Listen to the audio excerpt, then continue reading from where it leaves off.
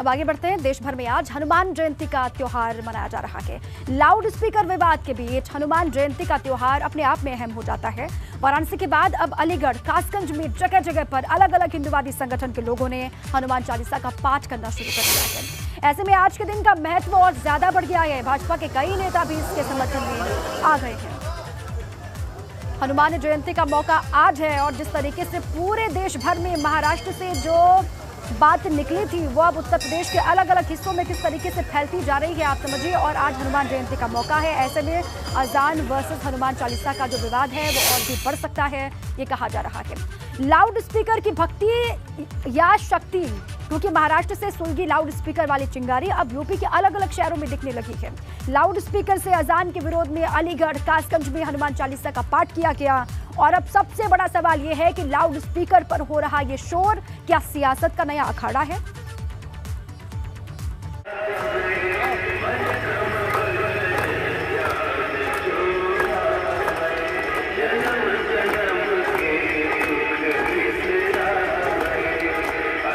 Loud speaker पर सबसे बड़ा धर्म युद्ध।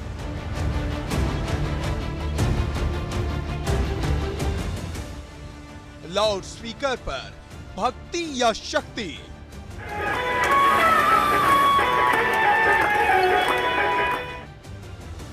यूपी में बड़ा शोर, सियासत हो रही घनघोर। किसी ने कभी सोचा नहीं होगा कि लाउड स्पीकर पर भी घनघोर सियासत हो सकती है। लेकिन मुद्दे की बात तो यह है कि महाराष्ट्र के ठाणे में सुलगी लाउड स्पीकर की चिंगारी का असर अब यूपी के अलग अलग शहरों में दिखने लगा है। अलीगढ़, कासगंज और महादेव की नगरी काशी में मस्जिदों से लाउड स्पीकर पर अजान के विरोध में मंदिरों और चौक चौराहों पर लाउड स्पीकर से हनुमान चालीसा का पाठ किया जाने लगा है। शोर वाली सियासत की चिंगारी सबसे पहले महाराष्ट्र और कर्नाटक में सुलगी।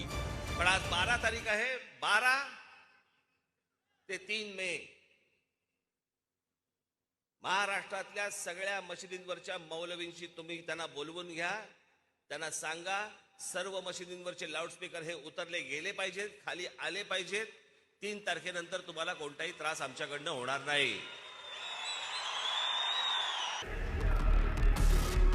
अब अलीगढ़ में युवा क्रांति नाम के एक संगठन से जुड़े कार्यकर्ताओं ने गांधी पार्क में हनुमान चालीसा का पाठ लाउड स्पीकर से कर दिया। हमने एसीएम फर्स्ट मोहम्मद जफर साहब जो थे उनको ज्ञापन दिया था और हमने शीघ्र अतिशीघ्र तत्काल कार्रवाई करने की उनसे मांग करी थी। और उन्होंने ये भी बोला था कि हम इस पर विचार विमर्श करेंगे, पर अब तक कोई विचार विमर्श नहीं हुआ।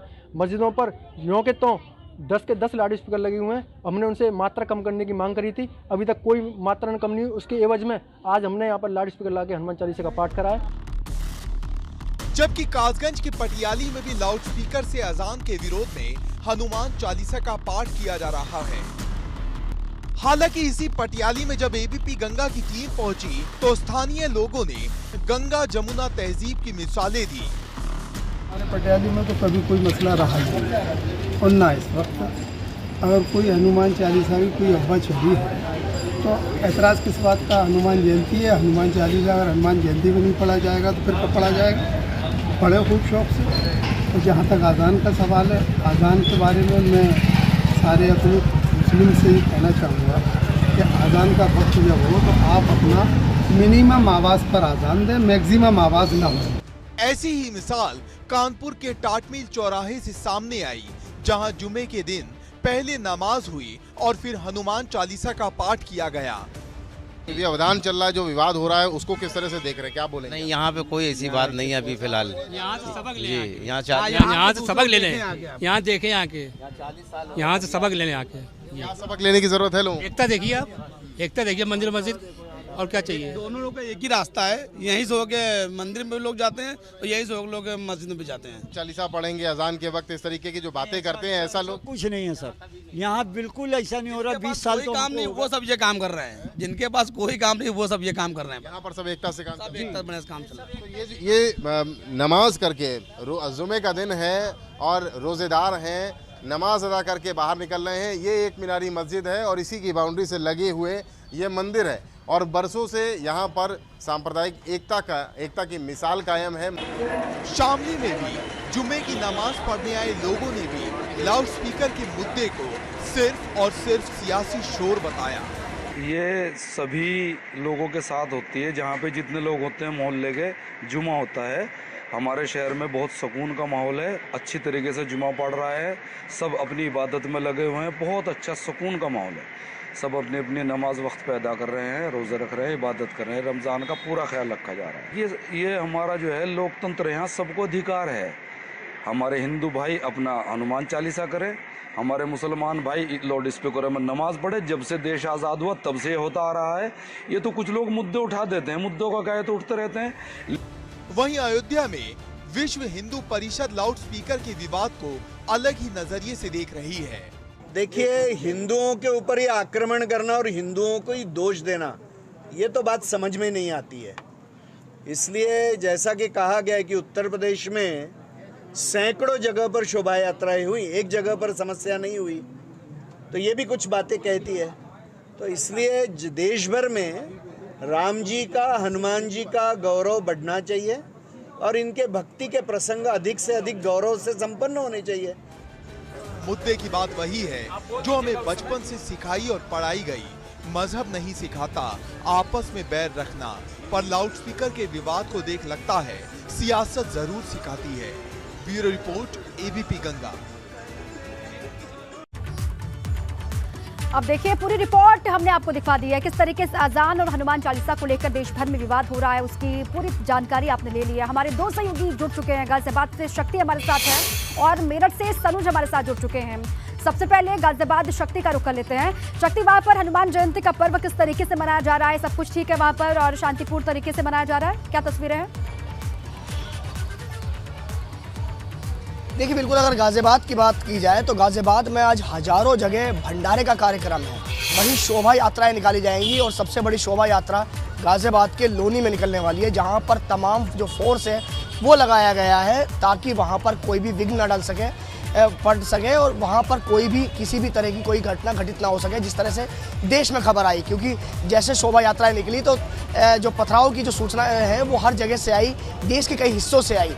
तो गाजियाबाद में जो पुलिस फोर्स है वो बिल्कुल अलर्ट है। और बात की जाए गाजियाबाद की तो गाजियाबाद में जो भंडारे हैं वो भंडारे जगह जगह लगाए गए हैं। और इसके बाद शोभा यात्रा है, काफ़ी बड़ी शोभा यात्रा है। आपको एक नज़ारा भी दिखाते हैं जहाँ पर काफ़ी युवाएँ हैं और इन युवाओं में काफ़ी जोश भी है, खरोश भी है। पहले सबसे पहले भंडारे की एक तस्वीर दिखाते हैं कि जहाँ पर जो भंडारा है, भंडारे की तैयारी चल रही है। यहाँ पर आप देख सकती हैं कि हनुमान जयंती के मौके पर यहाँ पर भंडारे की जो तैयारी है वो यहाँ पर चल रही है और कुछ ही देर में यहाँ पर लोगों को भंडारा परोसा जाएगा।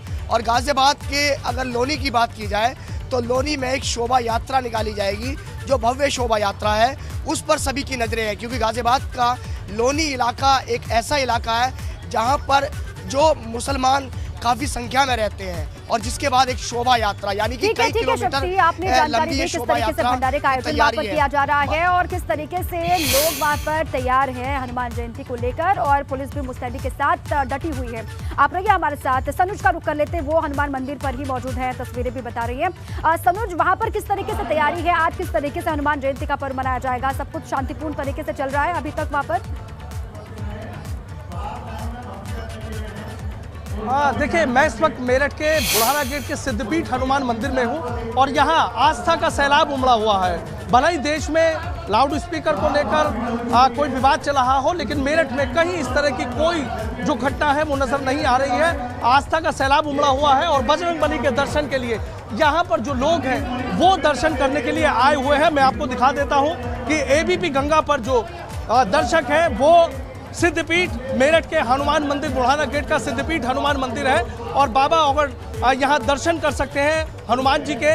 और ये कहा जाता है कि इस मंदिर में देश के कोने कोने से श्रद्धालु आते हैं, जिसने जो भी मांगा बाबा ने उसकी हर मनोकामना पूरी की है। और हनुमान जन्मोत्सव के दिन तो यहाँ विशाल आयोजन किया जाता है, चप्पे चप्पे पर सुरक्षा का पहरा भी रहता है और कई किलोमीटर लंबी जो श्रद्धालुओं की कतारें हैं वो यहाँ पर नजर आने लगती है। आप देखिए कि मंदिर में किस तरीके से आस्था की गंगा में जो श्रद्धालु हैं वो गोते लगा रहे हैं। मैं अपने कैमरामैन सत्येंद्र से कहना चाहूँगा, सत्येंद्र दिखाएं किस तरीके से यहाँ मंदिर में, सिद्धपीठ हनुमान मंदिर में आस्था का सैलाब उमड़ा हुआ है और कहते हैं कि मंगल को जन्मे मंगल ही करते, मंगल में भगवान।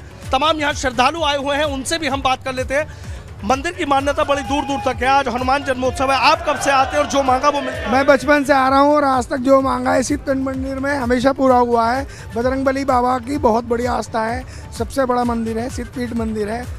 भगवान जय श्री राम, जय श्री राम के देखिए जो जयकारे हैं वो भी गूंज रहे हैं। यहाँ कतारों में देखिए कि महिलाएं भी लगी हुई हैं, उनसे भी हम बात कर लेते हैं। माता जी, आपके चेहरे की हंसी बता रही है कि बाबा से जो मांगा सब मनोकामना पूरी हुई। बाबा से जो मांगा बालाजी महाराज ने सब कुछ दिया, सारा कुछ दिया बाबा ने। बाबा बहुत दयालु है बाबा।